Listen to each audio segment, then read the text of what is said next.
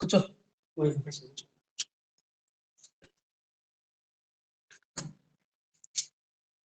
కమలాకర్, వెంకటరమణ, కమలాకర్. చెప్పండి sir. Okay okay. అదే మీకు వాయిస్ వినపడుతుందా లేదని చూస్తలే. వాయిస్ వినపడుతుందా లేదని చూసి చెప్తే స్టార్ట్ చేస్తాం. Okay okay okay.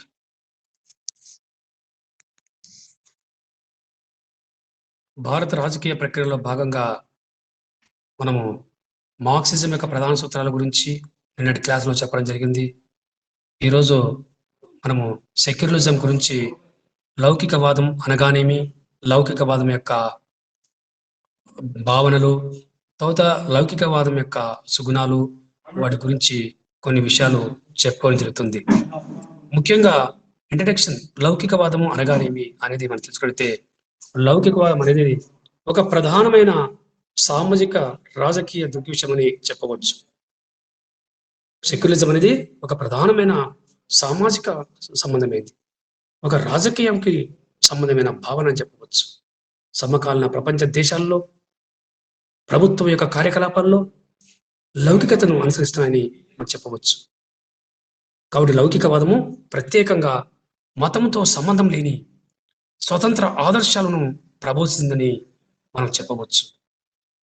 కాబట్టి ప్రభుత్వాలు మతంతో సంబంధం లేకుండా తమ అధికారాన్ని, అదేవిధంగా మతంతో సంబంధం లేకుండా ప్రజలకు మౌలిక సదుపాయాలు కల్పించాల్సిన బాధ్యత ఈరోజు సంక్షేమ రాజ్యాలపై ఉందని చెప్పవచ్చు. కాబట్టి ప్రభుత్వాలు మతంతో నిమిత్తం లేకుండా నైతికత, విద్య లాంటి సూత్రంపై ఆధారపడాలి. విద్య అనేది ప్రజాస్వామ్య రాజ్యాల్లో అతి ముఖ్యమని చెప్పవచ్చు. కాబట్టి ఈ మతాలతో సంబంధం లేకుండా ప్రజలకు కావాల్సిన మౌలిక సదుపాయాలు ఏర్పరిచిన బాధ్యత ఈరోజు ప్రభుత్వాలపై ఉంది. కాబట్టి వర్తమాన ప్రాపంచిక జీవనం దైవికమైంది. అందరూ కూడా మతాలకు అనుగుణంగా, వారి సాంప్రదాయాలకు అనుగుణంగా వారు జీవనం గడుపుతున్నారు. హిందువులు, ముస్లింలు, క్రైస్తవులు, తర్వాత బౌద్ధులు, వివిధ రకాలకు చెందిన భారతదేశంలో భిన్నత్వానికి చెందిన ఏకత్వం ఉన్నారు. వారి వారి సాంప్రదాయంగా వారు జీవనాన్ని గడుపుతున్నారు. నైతిక ప్రమాణాలతో వాళ్ళు జీవిస్తున్నారు. పాలనా నియమాలు, మానవ కార్యకలాపాలను నిర్ణయించేదే లౌకికవాదం అని చెప్పవచ్చు. కాబట్టి లౌకికవాదానికి మతాన్ని దూషించే ఉద్దేశం లేదు. కాబట్టి మతము, రాజ్యం అనేది రెండు ప్రత్యేక విభాగాలని మనం గట్టిగా చెప్పవచ్చు. కాబట్టి మతం వేరే, రాజ్యం వేరే. కాబట్టి సెక్యులరిజం అనేది ఎట్లా ఆవిర్భవించింది, లౌకికవాదము ఏ విధంగా ఆవిర్భవించిందని మనం తెలుసుకోవాలి. లౌకికవాదము, సెక్యులరిజం ఎట్లా ఆవిర్భవించంటే, ఇది మధ్యయుగాల్లోని ప్రాచీన కాలంలో మతపరమైన రాజ్యాలు ఉండేవి. అంటే రాజరిక రాజ్యాలు ఉండేటివి, మతపరమైన రాజ్యాలు ఉండేవి. ఆ యుగాల్లో రాజ్యం యొక్క కార్యకలాపాల్లో మతం ఎంతో ప్రధానమైన పాత్ర వహించింది. ఎందుకంటే మతం ఆధారంగా పరిపాలించేది ఆ కాలంలో. రాజులు నియంతగా పాలించేవారు. పాలకులు కేవలము ప్రజల మత విశ్వాసాలను గుర్తించి, గౌరవించి పరిపాలించేవారని చెప్పవచ్చు. కాబట్టి మతము సమాజంలో శాంతి భద్రతలు, స్థిరత్వాలను అందించి వ్యక్తుల మధ్య సంబంధాలను నియంత్రించిందని చెప్పవచ్చు. కాబట్టి ఆనాటి కాలంలో కేవలము పాలకులు ప్రజల యొక్క మత సాంప్రదాయాలను పరిపాలన చేసి, నియంతలుగా పాలించి, వారికి కావలసిన సౌకర్యాలు ఇవ్వకుండా, నిష్పక్షపాతంగా పరిపాలన చేయకుండా వారు నియంతగా పాలించారు. ప్రజలపై విపరీతంగా పన్నులు విధించేవారు, ట్యాక్సెస్, ప్రజలు వేధించేవాళ్ళు. ఆధ్యాత్మికవాదులు, మత పెద్దలు చాలా మంది ఈ యొక్క లౌకిక పాలకుల వారి యొక్క నిరంకుశ అధికారాన్ని వ్యతిరేకించారని చెప్పవచ్చు. కాబట్టి దేశ పరిపాలన సాఫీగా సాగించేందుకు అవసరమైన రాజకీయ విధేయతను అందించేందుకు మతము మధ్యయుగంలో దోహదకారనేది స్పష్టంగా చెప్పవచ్చు. అయినప్పటికీ మతాచార్యులకు, సంస్కరణవాదులకు మధ్యయుగంలో సంఘర్షణలు ఏర్పడి సమాజంలో అరాచకం ప్రబలింది. ఆ కాలంలో మతం పేరుతో ప్రజలను మీద దోపిడీ చేసేవారు. ప్రజల మీద అత్యున్న అధికారము వారు మతాధికారులు ప్రజలపై చలాయించేవారు. ఆధ్యాత్మికవాదులు, మత పెద్దలు, చాలా మంది లౌకిక పాలకుల వారి యొక్క ఊహ్యాలను వాళ్ళు దాడులను వ్యతిరేకించారని చెప్పవచ్చు. కాబట్టి ఆయన కాలంలో చాలా మంది ఆధ్యాత్మికవాదులు రాజ్యమిక కార్యకలాపాల నుంచి మతాన్ని వేరు చేశారు. కాబట్టి ప్రాచీన రోమన్ చక్రవర్తులు, వారి పాలకులు చాలా మంది కూడా క్రైస్తవ మతాన్ని గుర్తించుకు నిరాకరించారని చెప్పవచ్చు. వారు క్రైస్తవ మతాన్ని గుర్తించుకు నిరాకరించారు. అదేవిధంగా మధ్యయుగంలో మార్టిన్ లూథర్, కాల్విన్ జింగిల్ లాంటి సాంఘిక మత సంస్కరణవాదులు కూడా ముఖ్యంగా మత పెద్దల ఆధ్యాత్మిక గుత్తాధిపత్యాన్ని సవాల్ చేశారు అని చెప్పవచ్చు. కాబట్టి ఆధ్యాత్మిక విషయాలన్నీ కూడా పూర్తిగా వ్యక్తిగత విషయాలుగా వారు భావించారు. మతపరమైన విషయాలపై వారి ప్రసంగాలు కూడా విశేషమైన ప్రభావం చూపాయి. మత సంస్కరణవాదుల ప్రసంగాలు, తర్వాత సాంఘిక మత సంస్కరణవాదులు అనేక రకాలుగా వారు ప్రసంగాలు చేశారు. అదేవిధంగా ఆధునిక కాలంలో మ్యాకియావెల్లి, జీన్ బోడిన్ వంటి రాజకీయ తత్వవేత్తల మతాన్ని రాజకీయాలతో వేరు చేయాలని గట్టిగా వాళ్ళు పేర్కొన్నారు.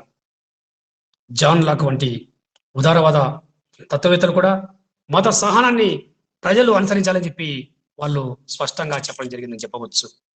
జాన్ లాక్ ఉదారవాదుడు దీని గురించి, లౌకికవాదం గురించి ఆయన ప్రత్యేకంగా చెప్పడం జరిగింది.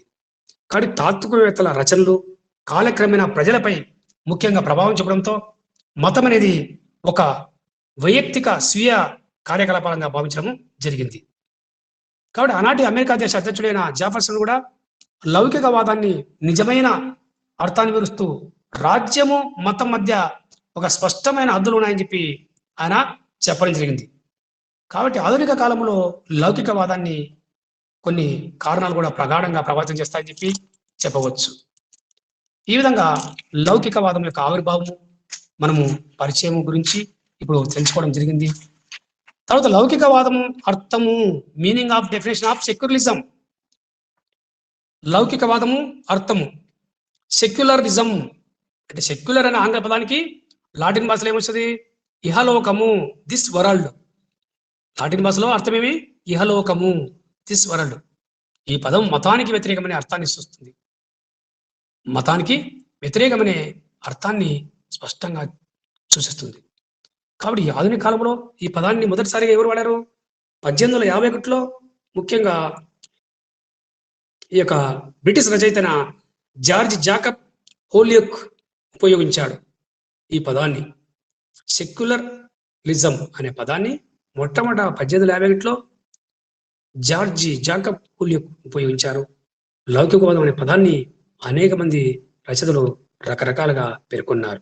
కానీ హోలియక్ చెప్పిన లౌకికవాదం డెఫినేషన్ ఏంటంటే, ఆయన చెప్పిన నిర్వచనం అంటే, మత విశ్వాసాలను విమర్శించకుండా లేదా వ్యతిరేకించకుండా మతంతో సంబంధం లేని ఒకానొక పాలనా వ్యవస్థను, ఒకానొక సామాజిక వ్యవస్థను ప్రోత్సహించబడే భావన లౌకికవాదము అని స్పష్టంగా చెప్పడం జరిగింది ఆయన.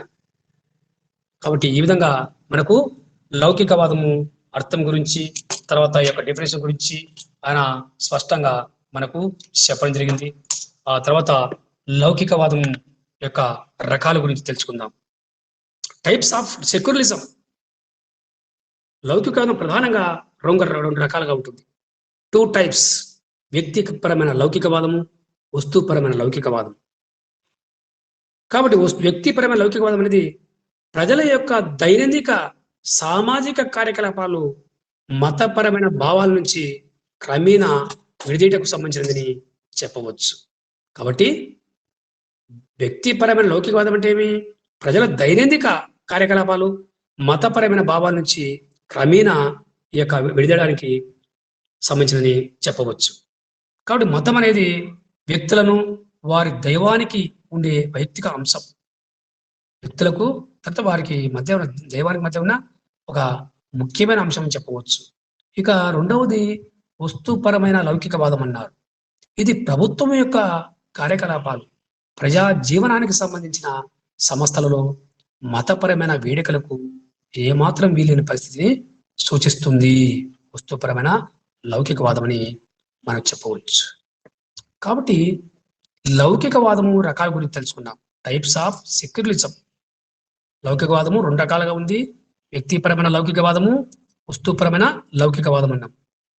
తర్వాత లౌకికవాదం యొక్క వ్యాప్తికి గల కారణాలు. లౌకికవాదము వ్యాప్తికి గల కారణాలు అనేది మనం తెలుసుకుంటాం.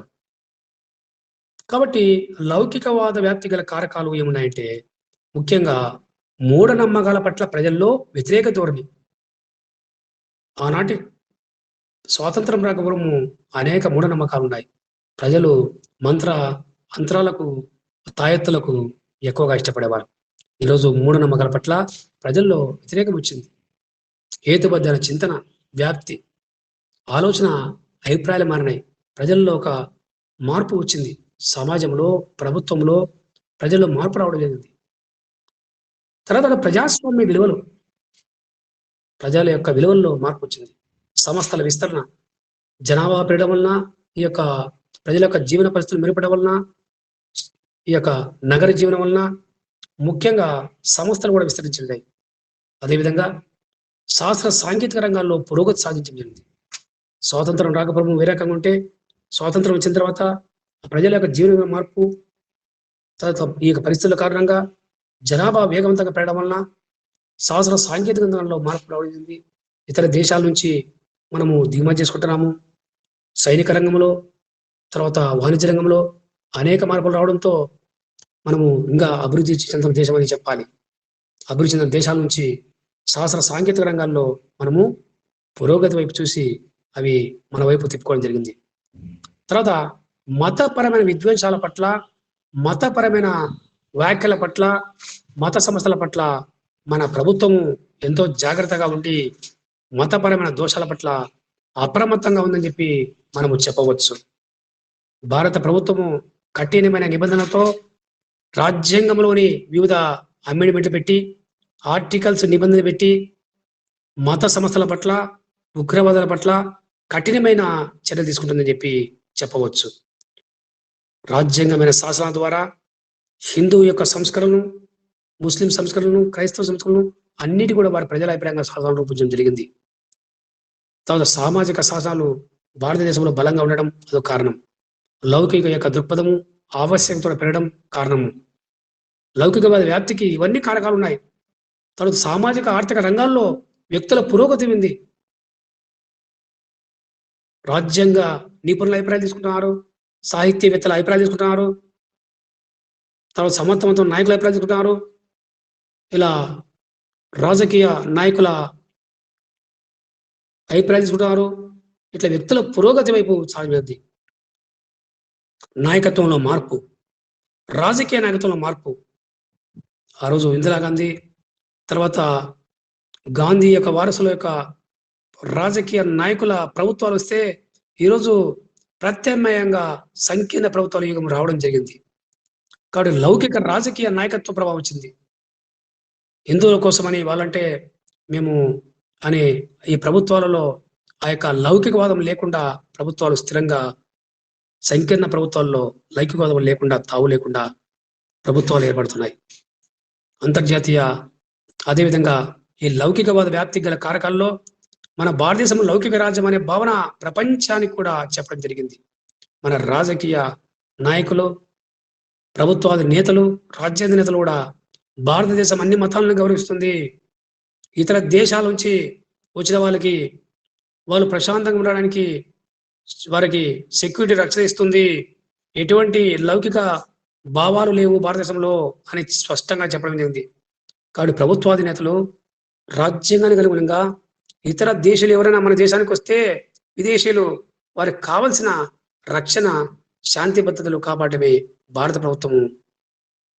కాబట్టి అంతర్జాతీయ శాంతి యొక్క భావనలకు లౌకికవాదము ప్రాధాన్యత ఇస్తుంది అని చెప్పి భారతదేశంలో స్పష్టంగా మనం చెప్పవచ్చు. ఈ విధంగా లౌకికవాద వ్యాప్తి గల కారకాల గురించి మనం కొన్ని విషయాలు ఇప్పుడు తెలుసుకోవడం జరిగింది. ఆ తర్వాత మనకు ది కన్సెప్ట్స్ ఆఫ్ సెక్యులరిజం అంటే లౌకికవాదం యొక్క భావనలు ఏమైనా ఉన్నాయి అవి తెలుసుకోవడం జరుగుతుంది. లౌకికవాదము తర్వాత భావనలు, ది కన్సెప్ట్స్ ఆఫ్ సెక్యులరిజం. లౌకికవాదానికి అనేక భావనలు ఉన్నాయి. అందులో మనము కొన్ని పరిశీలించాలి. మొట్టమొదటిది మానవతావాదము, హేతువాద భావన. నెంబర్ 1 మానవతావాదము, హేతువాద భావన. అంటే ఏంది? ముఖ్యంగా మనము మానవతావాదం, లౌకికవాదం అనేది వ్యక్తిగత, సాంస్కృతిక, రాజకీయ అంతర్తార్థను కలిగి ఉంటుంది. లౌకికవాదం అనేది వ్యక్తిగత, సాంస్కృతిక, రాజకీయ, సామాజిక అంశాలను కలిగి ఉంటుంది. అదేవిధంగా మానవుల శ్రేయస్సును కోరుకుంటే చేత అది మానవత యొక్క భావాన్ని కలిగి ఉంటుంది. మానవుడు కొన్ని విషయాలకు కొలమానం అనే సామెత ఉంది. కాబట్టి ఇది మతాన్ని సమర్థించదు. మానవతావాదము, హేతువాద భావం అనేది మతాన్ని సమర్థించదు, తర్వాత వ్యతిరేకించదు. వ్యక్తులు తమకి ఇష్టమైన మతాన్ని ఎంపిక చేసుకొని అనుసరించేందుకు వేలికి వస్తుంది. మత ప్రచారం కూడా చేసుకోవచ్చు. ఎవరి మతాల వాళ్ళు ప్రచారం చేసుకోవచ్చు. కాబట్టి భారత ప్రభుత్వము అన్ని మతాలను సమానంగా ఆదరిస్తుంది. మతానికి కావాల్సిన స్వేచ్ఛ ఇచ్చింది, మతానికి కావాల్సిన స్వాతంత్రం ఇచ్చింది. ప్రజలు తమకి ఇష్టమైన మతాన్ని ప్రచారం చేసుకోవచ్చు అనే భావన మానవతావాదము భారత రాజ్యాంగం ప్రకారము ప్రభుత్వము కల్పించింది. తర్వాత రాజకీయ, సామాజిక దృక్పథం అన్నారు. లౌకికవాదం భావనలో రాజకీయ, సామాజిక దృక్పథం అంటే లౌకికవాదానికి కొన్ని నిర్దిష్టమైన రాజకీయ, సామాజిక అంశాలు ఉన్నాయి. ముఖ్యంగా అది సహజ సిద్ధమైన లేదా భౌతిక దృక్పథాలను రాజ్యాంగ, ఆర్థిక స్వావలంబన వ్యవస్థాపనకు ప్రతీకగా ఉంటుంది. కాబట్టి రాజకీయ, సామాజిక ఉద్దేశం. కాబట్టి లౌకికవాదానికి రాజకీయ అంశాలున్నాయి, సామాజిక అంశాలున్నాయి. కాబట్టి సహజ సిద్ధమైన భౌతిక యొక్క దృక్పథంతో ఆర్థిక, రాజకీయ స్వావలంబనతో కూడిన వ్యవస్థాపనకు ప్రతీకగా ఉంటుంది. అంటే కుటుంబాలకు, సంస్థలకు మరియు సమాజాలకు మత స్వాతంత్రానికి ఇది వీలు కల్పిస్తుంది. కుటుంబాల్లో స్వేచ్ఛ, స్వాతంత్రం ఉంది మత యొక్క లౌకికవాదంలో. సంస్థలకు మరియు సమాజానికి మత స్వాతంత్రానికి ఇది ఖచ్చితంగా వీలు కల్పిస్తుందని చెప్పవచ్చు. ఈ విధంగా లౌకికవాద భావనలో మానవతావాదము, తర్వాత హేతువాద భావన, రాజకీయ, సామాజిక దృక్పథం ఉన్నాయి. తర్వాత లౌకికవాదములో స్వేచ్ఛ, ప్రజాస్వామ్యం అన్నాడు. Liberty and democracy. స్వేచ్ఛ, ప్రజాస్వామ్యం. ముఖ్యంగా లౌకికవాదంలో స్వేచ్ఛకు, ప్రజాస్వామ్యానికి ప్రయోజకరమైనది. ఎందుకంటే లౌకికవాదం ఉన్న ఈ యొక్క ఆధునిక రాజ్యాలలో ముఖ్యంగా అన్ని మతాలను గౌరవిస్తున్నారు కాబట్టి వారికి స్వేచ్ఛ, మత స్వేచ్ఛ ఉంది. ప్రజాస్వామ్యానికి లౌకికవాదము చాలా ప్రయోజకరమైనది. ఎందుకంటే అన్ని వర్గాల ప్రజలు ఉంటారు.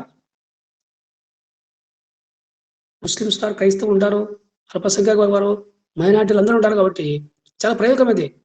ఎందుకంటే ఉదార ప్రజాస్వామ్యానికి ప్రాతిపదిక ఉంటుంది. లౌకికవాదము అధికారిక మత నాయకత్వాన్ని, మత సంస్థల ఉనికి, తర్వాత కొనసాగింపు యొక్క మనుగడను వ్యతిరేకిస్తుంది. మత నాయకత్వాన్ని తీవ్రంగా వ్యతిరేకిస్తుంది. లౌకికవాదం అధికారికంగా ఎవరు మత సంస్థలు ఏర్పాటు చేయరాదు.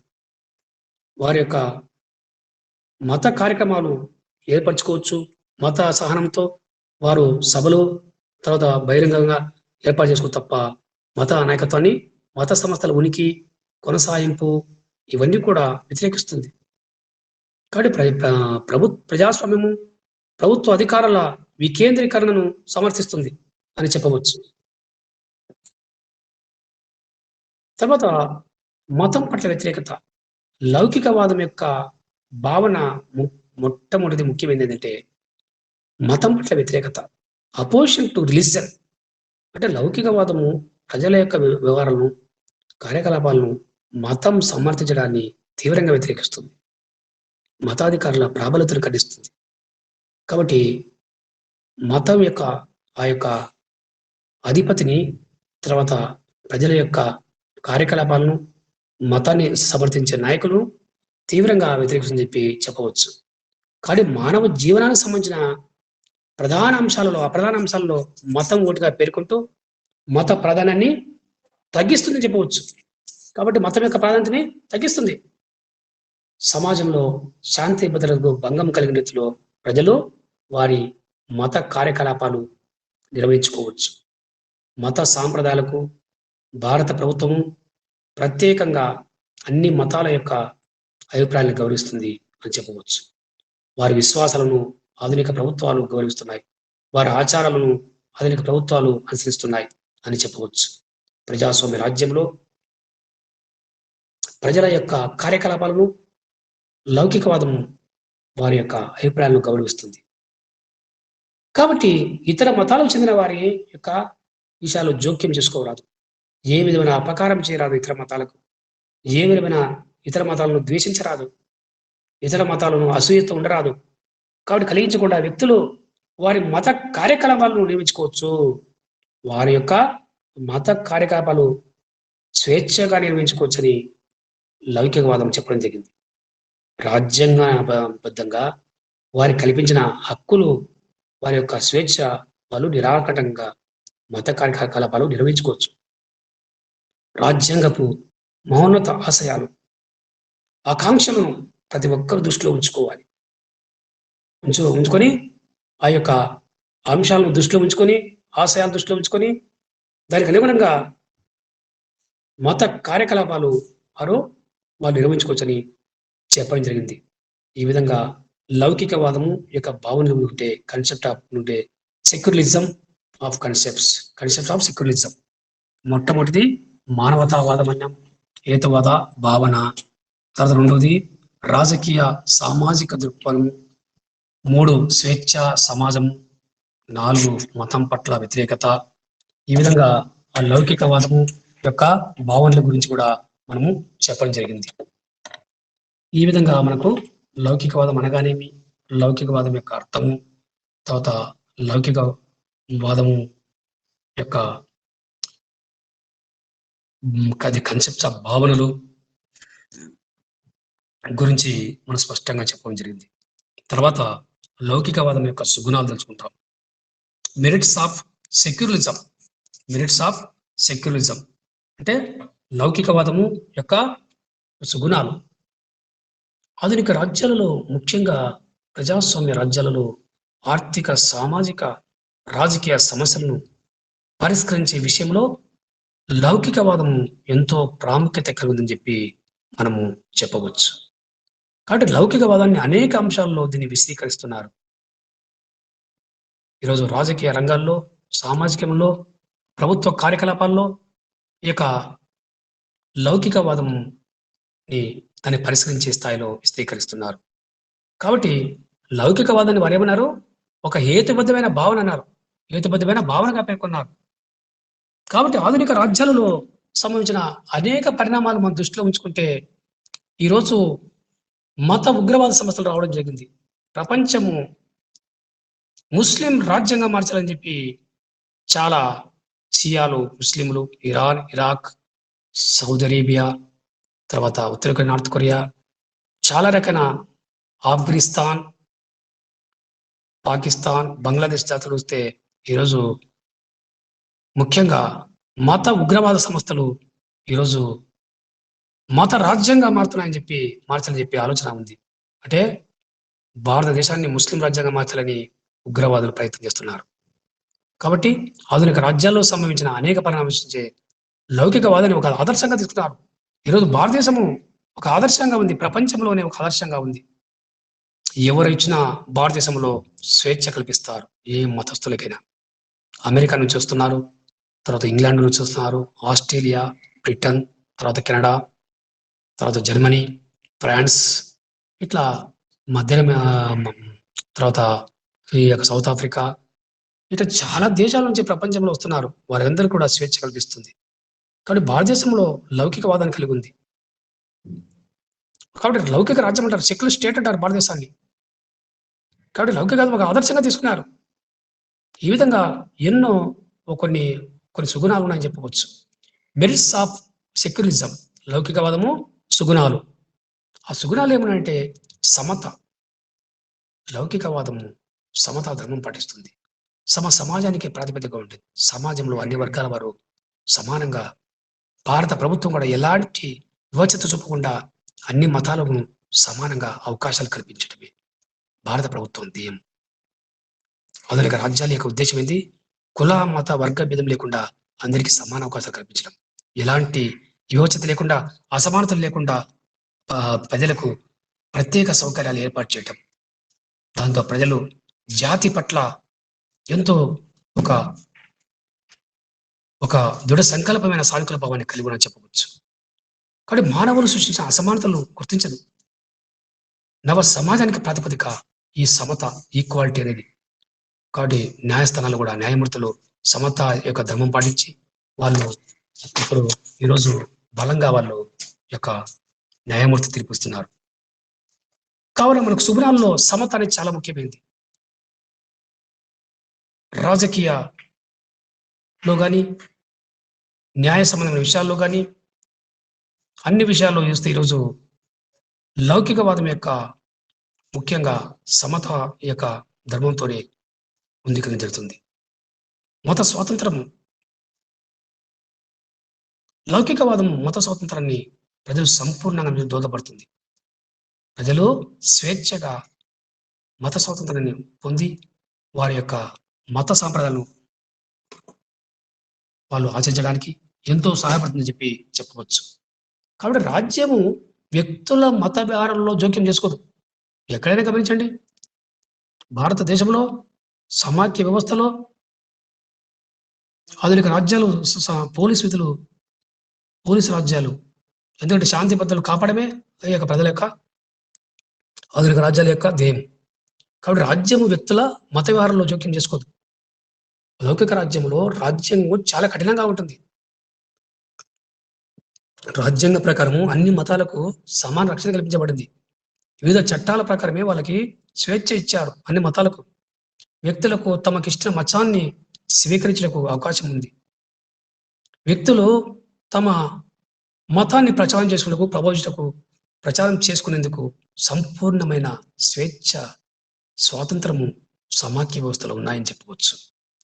కావున లౌకిక రాజ్యం వ్యక్తులకు మరియు ఆధ్యాత్మిక దైవ సంబంధమైన భావాలు, విశ్వాసాలు, వాడుకలను వివిధ రూపాల్లో ప్రచారం చేసుకునేందుకు ఎలాంటి అవరోధాలు కల్పించలేదని చెప్పవచ్చు. ఈ విధంగా లౌకిక రాజ్యము వ్యక్తులకు మరియు ఆధ్యాత్మికవాదులకు, దైవ సంబంధమైన భావాలకు, మరి హిందూ ధార్మిక సంస్థలకు వారి యొక్క విశ్వాసాలను వివిధ రూపాలు ప్రచారించుకున్నారు. రామకృష్ణ పరమహంస, హిందూ ధార్మిక సంస్థలు ఎన్నో భారతదేశంలో వెలిశాయి. స్వామి వివేకానంద, దయానంద సరస్వతి, తర్వాత పండిట్ రమాబాయి, రాజారామ్మోహన్ రాయ్, మరి ఎంతో హిందూ ధార్మిక సంస్థలు వెలిశాయి భారతదేశంలో. రామకృష్ణ మిషన్స్, ఇలా హిందూ ధార్మిక సంస్థలు వెలిచి వారి యొక్క విశ్వాసాలు, వాడుకలను వివిధ రూపాల్లో ప్రచారము చేసుకుంటున్నారు అని చెప్పవచ్చు. తర్వాత ఈ యొక్క లౌకికవాదం యొక్క మెరిట్స్లో, సుగుణాల్లో శాంతి భద్రతలు, లా అండ్ ఆర్డర్. వర్తమాన కాలంలో ముఖ్యంగా రాజ్యం యొక్క ప్రధానత ప్రజల యొక్క శాంతి భద్రతలను కాపాడట, విదేశీ దాడుడి దేశాన్ని కాపాడటమే ఆధునిక ప్రజాస్వామ్య రాజ్యాల ప్రధాన ధ్యేయం. రాజ్యము, ప్రభుత్వము, ఇతర సంస్థలు ఎంతో విచారకరమైన, దుఃఖదాయకమైన మతానుకూల ఉద్యమాలను ప్రోత్సహించడం లేదా ప్రత్యక్షంగా మద్దతు ఇవ్వడాన్ని మనం గమనించవచ్చు. ముఖ్యంగా కాబట్టి విభిన్న మత సముదాయాలకు చెందిన ప్రజల మధ్య సామరస్యం సాధించలేకపోతున్నారు. హిందువులు, ముస్లింల మధ్య ఉద్వేగాలు కొన్ని మత సంస్థలు రెచ్చగొడుతున్నాయి. హైదరాబాద్లో జరిగిన అనేక పండుగలు, తర్వాత ఈ యొక్క మహారాష్ట్రలో దీపావళి యొక్క పండుగలో శివసేన యొక్క ఘర్షణలు, తర్వాత ఉత్తరప్రదేశ్లో యొక్క ఘర్షణలు, మత ఘర్షణలు, తర్వాత కర్ణాటక మత ఘర్షణలు, ఆంధ్రప్రదేశ్ మత ఘర్షణలు, ఇవన్నీ చూస్తే ప్రజల మధ్య సామరస్యం సాధించడం అనేది పెద్ద సవాలుగా అయిపోయింది. కాబట్టి లౌకిక వాదము ముఖ్యంగా ఈ యొక్క శాంతి భద్రతలు కాపాడంలో పెద్ద సమస్య అయినా భారత ప్రభుత్వము కఠిన ఈ యొక్క మత యొక్క సంస్థలను, మత ఉద్రేకత పరిచే వాళ్ళ వ్యక్తులను కఠినమైన యొక్క నేరంగా భావించి వారికి శిక్షలు వేస్తుంది. కాబట్టి లౌకికవాదము మతపరమైన ఘర్షణలను, విద్వేషాలను నివారించగలుగుతుంది అని చెప్పవచ్చు. కాబట్టి లౌకికవాదం అనేది ప్రజల మధ్య మత సామరస్యాన్ని పెంపడానికి ఒక ముఖ్యమైన సాధనంగా మనం చెప్పవచ్చు. కాబట్టి వర్తమాన కాలంలో రాజ్యము, ప్రభుత్వం, సంస్థలు ఎంతో విచారకరమైన మతానుకూల ఉద్యమాలను ప్రోత్సహిస్తున్నాయి. కానీ మత సముదాయానికి చెందిన ప్రజల మధ్య సామరస్యం సాధించడం అనేది సవాలుగా మారింది. కానీ ఈ విధంగా లౌకికవాదం వచ్చిన తర్వాత మనకు రాజ్యాంగం ప్రకారం మత ఘర్షణను నివారించింది. అనేక రకమైన కఠినమైన ఈ యొక్క శిక్షల ద్వారా వారి యొక్క ప్రజల మధ్య సంఘర్షణ నివారించింది వివిధ మతాల మధ్య. కాబట్టి ప్రజల మధ్య సామరస్యాన్ని లౌకికవాదం పెంచడం జరుగుతుందని చెప్పి ఒక మాటలు చెప్పవచ్చు. తర్వాత మనకు సమన్యాయ పాలన, రూల్ ఆఫ్ లా, లౌకికవాదం యొక్క అదొక ముఖ్యమైనది. లౌకికవాదము ముఖ్యంగా సమన్యాయ పాలన భావనకు రావడం జరిగింది. కాబట్టి లౌకికవాదం అని అనుసరించి రాజ్యము ఏ ఒక్క మతాన్ని కాకుండా అన్ని మతాలకు చెందిన ప్రజల ప్రయోజనాలు దృష్టిలో ఉంచుకుంటుంది. హిందువులు, ముస్లింలు, క్రైస్తవులు, ఎస్సీ, ఎస్టీ, అంటే షెడ్యూల్ మైనారిటీ వర్గాల వారికి అన్ని రకాల ప్రయోజనాలు దృష్టిలో ఉంచుకొని చట్టాలను రూపొందించింది భారత ప్రభుత్వం. సమాఖ్య పార్లమెంటరీ వ్యవస్థ గల ప్రభుత్వాలలో లౌకిక వాదము ముఖ్యంగా విజయవంతం సాగిందని చెప్పి మనం చెప్పవచ్చు. కాబట్టి మనం గమనించాల్సింది అన్ని మతాలకు చెందిన ప్రజల దృష్టి పెట్టుకొని వారికి చట్టాలను రూపొందించి అమలు చేస్తుంది అని చెప్పవచ్చు. కాబట్టి చట్ట నిర్మాణ సమయంలో ప్రజలకు మత ఛాందస భావాలను పరిగణన తీసుకోదు. ఎందుకంటే మతం ఆధారంగా ఇక్కడ చట్టాలు లేవు. చట్ట నిర్మాణ విషయంలో మత ఛాందస భావాలను ఎప్పుడు కూడా దృష్టిలో తీసుకోదు. కాబట్టి చట్టాల నిర్మాణము, చట్టాల అమలు, చట్టాల వ్యాఖ్యానంలో ప్రజలకు ఏ మతంతో సంబంధం లేకుండా లౌకిక రాజ్యము వివరిస్తుంది అని గుర్తుపెట్టుకోవాలి. ఒక శాసనం యొక్క నిర్మాణ విషయంలో కానీ, ఒక చట్టాల అమలు విషయంలో కానీ, చట్టాల వ్యాఖ్యానంలో కానీ ప్రజలకు ఏ మతంతో సంబంధం లేకుండా లౌకిక రాజ్యము చాలా జాగ్రత్తగా ఆ యొక్క కార్యక్రమాలు నిర్వహిస్తుంది. కాబట్టి లౌకికవాదాన్ని అనుసరించే రాజ్యంలో ప్రజలు చాలా సంతోషంగా ఉన్నారు, చాలా స్వేచ్ఛగా ఉన్నారు ప్రజలు. కాబట్టి వాళ్ళు చాలా సంతోషంగా ఉన్నారు ప్రజలని చెప్పి చెప్పవచ్చు. తర్వాత లౌకికవాదం యొక్క ముఖ్యంగా సుగుణాల్లో సహనము. లౌకికవాదము సహనము, తర్వాత ఈ యొక్క దయార్థ గుణాన్ని కలిగి ఉంటుంది. విశ్వ మానవ సోదర భావాన్ని కలిగి ఉంటుందని చెప్పి చెప్పవచ్చు. ఎందుకంటే భగవంతుడి పట్ల విశ్వాసం కలిగి ఉంటారు ప్రజలు. హిందువులు వారి యొక్క రామాయణ భాగవతం, తర్వాత హిందూ సాంప్రదాయాల మీద, మత విశ్వాసం మీద, ముస్లింలు వాళ్ళ యొక్క ఖురాన్ మీద, తర్వాత క్రైస్తవులు వాళ్ళ యొక్క బైబిల్ మీద విశ్వాసాన్ని కలిగి ఉంటారు, ఫాదర్హుడ్ కలిగి ఉంటారు. వాళ్ళలో మత సాంప్రదాయంగా దాతృత్వం ఉంటుంది. ఖురాన్, బైబిల్, రామాయణ భాగవతం, ఇలా జాలి, ప్రేమ, విచారము, ఔదార్యము, అహింస వంటి మహోన్నత భావాలు ఈరోజు హిందువుల్లో ఉన్నాయి, ముస్లింల్లో ఉన్నాయి. అవి ఉన్నాయి కాబట్టి ప్రజలు ప్రశాంతంగా జీవిస్తున్నారు, వారి స్వేచ్ఛగా ప్రజలు జీవిస్తున్నారు లౌకిక రాజ్యంలో, భారతదేశంలో అని చెప్పవచ్చు ఒక మాటలో. కాబట్టి ఖురాన్ ఏం చెప్తుంది? అహింస వద్దు, శాంతియుతంగా ప్రార్థన చేయాలంటుంది. తర్వాత హిందువుల్లో కూడా ప్రేమ, జాలి, క్రైస్తవుల్లో కూడా బైబిల్ కూడా ప్రేమతో జీవించడని చెప్పడం జరిగింది. అహింస వంటి మహోన్నత గుణాలను ఎక్కడ కూడా మీరు ప్రచారం చేయకండి. కాబట్టి హింసతో ప్రచారం చేయకండి. అహింస మహోన్నత గుణాలు ప్రభావించి ప్రచారం గావించి ఆచరణలో ఉంచుకోని చెప్పింది. కాబట్టి లౌకికవాద అమల్లో ఉన్న రాజ్యంలో ప్రజలు శాంతియుతంగా సాధ్యం చేస్తున్నారు అని ఒక మాటలో మనం చెప్పవచ్చు. కాబట్టి రాజ్యంలోని సామాజిక రాజకీయ సంస్థలు సాఫీగా పనిచేస్తుంది లౌకికవాదం అని ఒక మాటలో చెప్పవచ్చు. తర్వాత జాతీయ సమైక్యత, నేషనల్ ఇంటిగ్రేషన్. భారత ప్రభుత్వము ముఖ్యంగా జాతీయ సమైక్యత ఒక పెద్ద అవరోధంగా మారింది. ఎందుకంటే లౌకికవాదము ప్రజల యొక్క జాతీయ సమైక్యత, సమగ్రత భావాన్ని పంపించే ఉత్తమ సాధనంగా దోహదపడుతుంది. ఉగ్రవాదం, తర్వాత మత వైషమ్యాలు, మత ఘర్షణలు, హిందువులు ముస్లిమత, మత విభజన, తర్వాత divide and rule, Mohammad Ali Jinnah, ఇలా రకరకాలుగా స్వాతంత్రం వచ్చిన తర్వాత ఎన్నో సమస్యలు ఎదుర్కొన్నారు ప్రజలని చెప్పవచ్చు. కానీ భిన్నత్వం ఏకత్వ సాధనకు ఉత్తమ కారకంగా లౌకికవాదం ఉపయోగపడిందని చెప్పవచ్చు. జాతీయ సమైక్యతకు ఒక ముఖ్యమైన సాధన లౌకికవాదం ఉపయోగపడింది. భారతదేశంలో భిన్నత్వం ఏకత ప్రజలు ఉన్నారు. వారికి అనుగుణంగా వారి యొక్క రక్షణకు రాజ్యాంగం రకరకాలుగా ఈ యొక్క నిబంధనలు ఏర్పరిచింది. విభిన్న మతాల వారు ఉన్నారు. వాడుకలు, సాంప్రదాయాలు, వారి యొక్క ఆలోచనలు ఆచరించే ప్రజల మధ్య ఐక్యతను సాధిస్తుంది లౌకికవాదం అని మనం స్పష్టంగా చెప్పవచ్చు. ఈ విధంగా లౌకికవాదము అనగానేమి, తర్వాత లౌకికవాదం యొక్క కారకాలు, ఆ తర్వాత లౌకికవాదం యొక్క యొక్క ముఖ్యమైన సుగుణాలు, ది మెరిట్స్ ఆఫ్ సెక్యులరిజం అనే చాలా అంశాలు మనము ఈరోజు తెలుసుకోవడం జరిగింది. కావున ఈ విధంగా మనకు లౌకికవాదము అనగానేమి, లౌకికత ఆవిర్భావము, లౌకికవాదం అర్థము, తర్వాత ది కన్సెప్ట్స్ ఆఫ్ సెక్యులరిజం, లౌకికవాదం యొక్క భావనలు, లౌకికవాదము సుగుణాలు, ఇవి మనం ఈరోజు లెసన్ చెప్పడం జరిగింది. కాబట్టి సెక్యులరిజం, వాట్ ఈస్ సెక్యులరిజం అనేది మనం తెలుసుకున్నాం.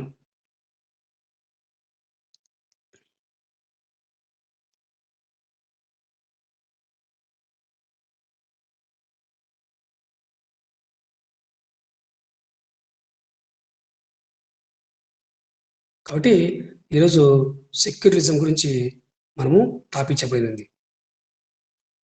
సెక్యులరిజం అనగానేమి, ఈ యొక్క లౌకికవాదం అనగానేమి, లౌకికవాదం యొక్క దాని ఎస్ఏ క్వశ్చన్ ఈరోజు మనం చెప్పడం జరిగింది. మాధవి అర్థమైందా?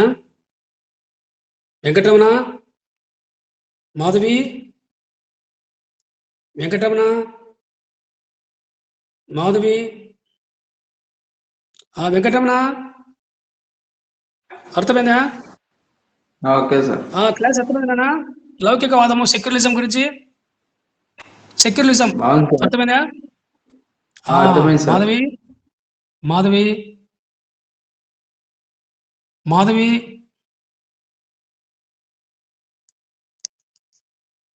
మాధవి వినపడిందా?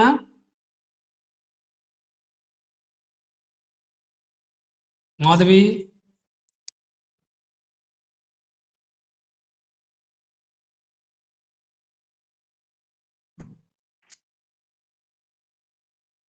మాధవి వినపడిందా?